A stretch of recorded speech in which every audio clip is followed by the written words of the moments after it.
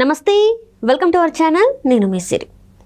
తెలంగాణ రాజముద్ర మార్పుతో రేవంత్ రెడ్డి గారికి back fire. అదే విషయంలో కేసీఆర్ గారికి మరి బ్రహ్మాస్త్రం అవుతుందా లేదా అనేది మనకి వివరించడానికి మనతో పాటు ఉన్నారు ప్రముఖ సీనియర్ జర్నలిస్ట్ డివిఎస్ గారు. నమస్కారం సార్. నమస్తే అమ్మా. సార్, ఇప్పుడు చూస్తున్నట్టయితే తెలంగాణ రాజముద్ర మార్పుతో మరి అది రేవంత్ రెడ్డి గారికి బ్యాక్ ఫైర్ అవుతుంది. అదే విషయం మళ్ళీ కేటీఆర్ గారికి అయితే మరి బ్రహ్మాస్త్రం అని చెప్పేసి మనకి వార్తలు వస్తున్నాయి. అసలు నిజంగా ఒకవేళ మార్పు చేస్తే ఏం జరిగిపోతుంది, అసలు దీన్ని అసలు ఎలా పరిగణించాలి? అది ఒక రకంగా కేసీఆర్ నెత్తి మీద పాలు పోయటమే. ఇది బీఆర్ఎస్ నెత్తి మీద పాలు పోసినట్లే అవుతుందన్నమాట. ఏ విధంగా అంటే ఇప్పటిదాకా బీఆర్ఎస్ మళ్ళీ కోలుకుంటుందా, మళ్ళీ వేళ్ళు ఉణుకుంటుందా, మళ్ళీ బతుకుతుందా అనే భయం వచ్చిన దీంట్లో ఇవాళ దీన్ని అడ్డం పెట్టుకుని వాళ్ళు మళ్ళీ వేళ్ళు ఉనుకోవాలని చూస్తున్నారు. ఏది ఉనికినే కోల్పోయింది ఆ పార్టీ. తెలంగాణ అనే పేరు తీసేసి తన పార్టీలో టీఆర్ఎస్ని బీఆర్ఎస్గా మార్చడం ద్వారా ఇవాళ ఈ ఓటమికి అది ప్రధాన కారణం. మొదలు నరికేసిన పరిస్థితి, పునాదుల్నే వాళ్లే ధ్వంసం చేసుకున్నారు, వాళ్ళ పేరు వాళ్ళు మార్చుకోవడం ద్వారా. ఇప్పుడు మళ్ళా వాళ్ళకి ఇది దొరికింది అస్త్రంలాగా. ఇది బ్రహ్మాస్త్రమా, వారుణాస్త్రమా, అగ్నిాస్త్రమా, అది వేరే విషయం. మొత్తానికి ఒక అస్త్రం దొరికింది. ఇప్పటిదాకా రేవంత్ రెడ్డి పరిపాలనలో మనం చూసాం, గత 6 నెలల్లో ఈ ఉద్ధృత ప్రవాహంలో వాళ్ళు కొట్టుకుపోతున్నారు. ఏది ఇవాళ పూచిక పుల్ల దొరికినా పట్టుకుందాం అనుకున్న దీంట్లో ఒకవైపేమో కవిత కేసుల్లో ఆమె ఇంతవరకు అసలు బయటికి రాలా, తీహార్ జైల్లో ఉంది. కూతురు జైల్లో ఉంది. కేసీఆర్ అనారోగ్యం, ఆయన కాలు ఇంకా బాగైందో లేదో తెలియదు, తిరుగుతున్నాడు. కానీ ఇప్పుడు కొడుకును అరెస్ట్ చేస్తారని, హరీష్ రావుని అరెస్ట్ చేస్తారని, వాళ్ళపైన అవినీతి ఆరోపణలు, విచారణలు. మరోవైపు ఫోన్ ట్యాపింగ్లో హరీష్ రావు పేరు వినపడిన దీంట్లో రాధాకిషన్ రావు ఇచ్చిన వాంగ్మూలం, ప్రణీత్ రావు ఇచ్చిన వాంగ్మూలం, ఇవన్నీ కూడా కేసీఆర్ కుటుంబాన్ని అల్లల్లాడిస్తున్నాయి. ఎప్పుడు ఎవరిని అరెస్ట్ చేస్తారా అనుకున్న దీంట్లో ఇప్పుడు వాళ్ళకి ఇదొక పూచిక పుల్ల, లేకపోతే బ్రహ్మాస్త్రమా, ఏదో ఒక అస్త్రం మాత్రం దొరికింది.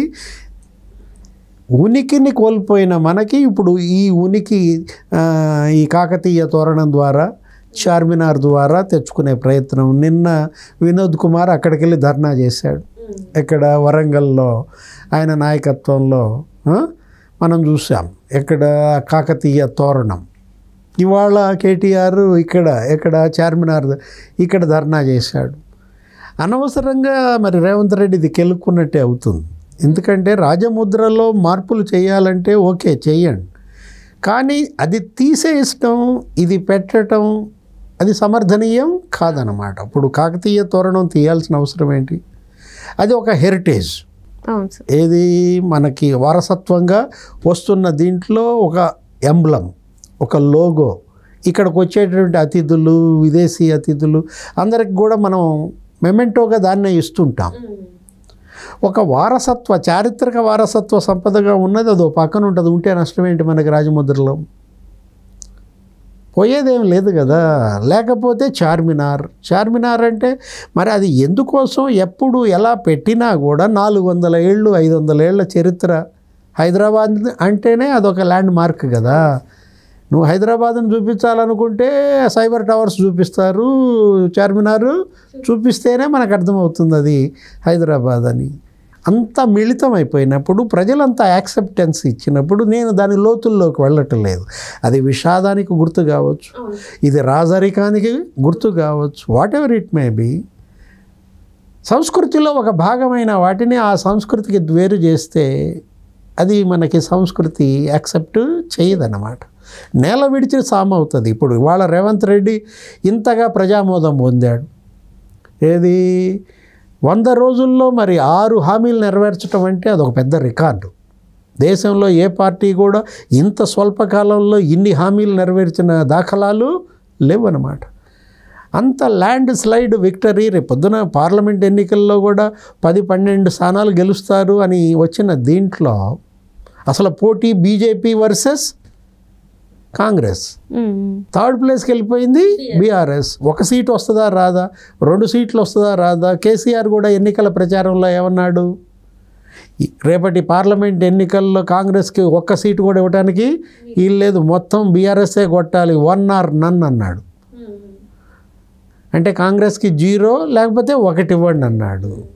అది జనం ఏమనుకుంటున్నారు, 1 or none బీఆర్ఎస్కి అనుకుంటున్నారు. ఏది గెలిస్తే బీఆర్ఎస్ 1 లేకపోతే అసలు 0, 3rd ప్లేస్కి వెళ్ళిపోయిందన్న ప్రచారంలో ఇవాళ మళ్ళీ బీఆర్ఎస్ ప్రాణం పోసుకునే పరిస్థితి ఈ ఒక్క ఇష్యూలో. ఈరోజు రేవంత్ రెడ్డి దీనిపైన ప్రెస్ మీట్ పెడుతున్నానన్నారు. ప్రజలను ఏదో కన్విన్స్ చేయాలనో, ఎందుకు వాటిని తొలగించాల్సి వచ్చిందనో ఏదో వివరణ ఇచ్చే ప్రయత్నం. ఇది ప్రజల యాక్సెప్టెన్స్ ఉందా లేదా, పౌర సమాజం ఆమోదం అడిగితే బాగుండేది. మార్పులను సూచించమని వాళ్ళకే ఒక వెబ్సైట్ ఇస్తే ఇంకా బాగుండేది. ఇది చేయబోతున్నాం, మీరు ఇచ్చే మార్పులు చేర్పులు చెప్పండి అని చెప్పి ప్రజల నుంచి గనక ఒక పోల్ సర్వే తీసుకుని ఉంటే మరింత డిప్లొమాట్గా డెమోక్రాట్గా ఉండేది.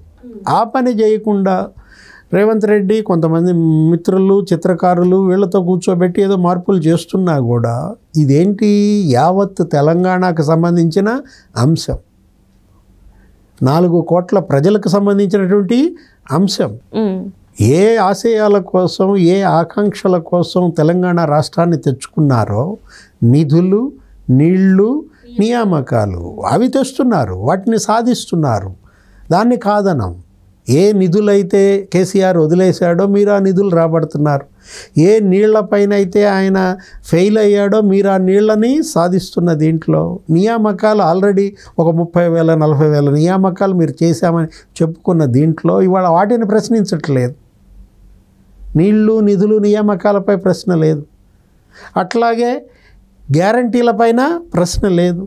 గ్యారంటీలు మీరన్నీ ఆమోదించారు, చేస్తున్నారు. రేపొద్దున కూడా ఆఖరి గ్యారంటీ ఆగస్టు 15న చేస్తానన్నారు. మేనిఫెస్టో హామీలు కూడా అమలు చేస్తున్న దీంట్లో ప్రజామోదం ఇంత పుష్కలంగా మీకు ఉన్నప్పుడు ఇలాంటి అంశాల్లో ఎదురెదకూడదు. ఏది దీనిపైన పబ్లిసైట్ నిర్వహించండి, ప్రజాభిప్రాయ సేకరణ జరపండి, ప్రజాభిప్రాయం మేరకు నిర్ణయం తీసుకోండి.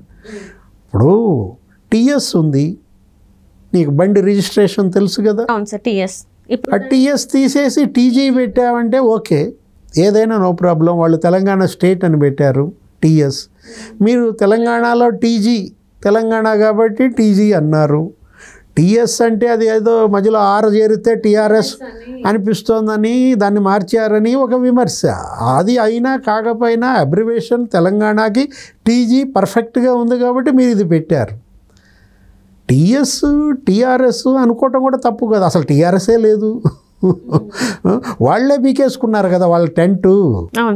టీఆర్ఎస్ని వాళ్లే బీఆర్ఎస్గా మార్చినప్పుడు టీఎస్ని టీజీగా మార్చాల్సిన పని లేదు, మార్చారు.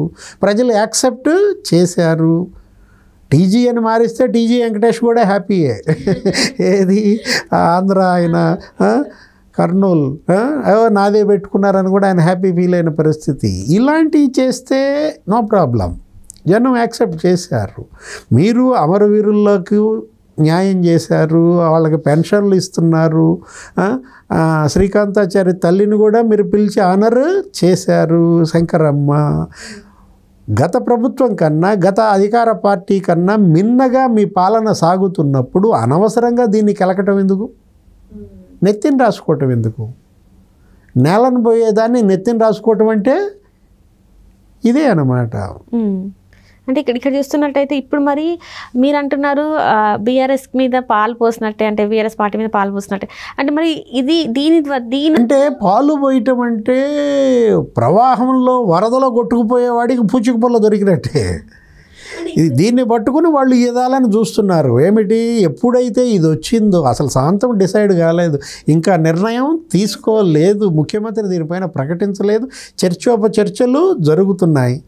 అప్పుడే వీళ్ళు పోయి నిన్న వినోద్ కుమార్ బ్యాచి ధర్నాలు చేయడం అక్కడ చేసేసారు. అక్కడ కేసులు కూడా పడ్డాయి. ఏది కోడ్ ఉల్లంఘన కింద వరంగల్ అక్కడ కాకతీయ తోరణంలో.